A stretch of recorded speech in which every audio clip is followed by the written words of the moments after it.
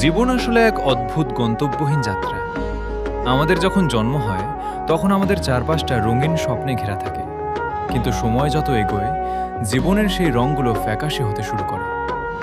জীবনের সবচেয়ে বড় কষ্ট কোনো ব্যক্তি বা বস্তু হারানো নয়, বরং সবচেয়ে বড় কষ্ট হলো নিজেকে হারিয়ে ফেলা। মানুষ প্রতিনিয়ত টিকে থাকার এক লড়াই লড়ে যায়।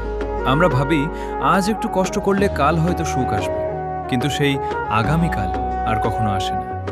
সুখের খোঁজে দৌড়াতে দৌড়াতে আমরা ভুলে যাই যে জীবন কোনো অর্জনের নাম নয়, বরং জীবন হলো বিসর্জনের এক দীর্ঘ তালিকা।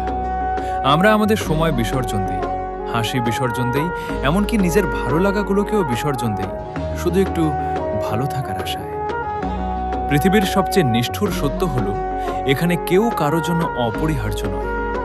একসময় যে মানুষ বা যে মুহূর্তগুলোকে ছাড়া জীবন অচল মনে হতো, সময়ের পরিবর্তনে সেগুলো ছাড়াই আমরা অভ্যস্ত হয়ে যাই। এই অভ্যস্ত হয়ে যাওয়াটাই জীবনের সবচেয়ে নীরব দীর্ঘশ্বাস। আমরা কাঁদতে কাঁদতে হাসতে শিখে যাই, আর সেই হাসির আড়ালে কত শত কথা চাপা পড়ে থাকে তা মহাকালও জানতে পারে না। আমরা সারা জীবন কোনো এক জাদুর মুহূর্তের জন্য অপেক্ষা করি যা সব বদলে দেবে, কিন্তু শেষ পর্যন্ত দেখা যায় জীবনটা অপেক্ষা স্টেশনেই ফুরিয়ে গেছে।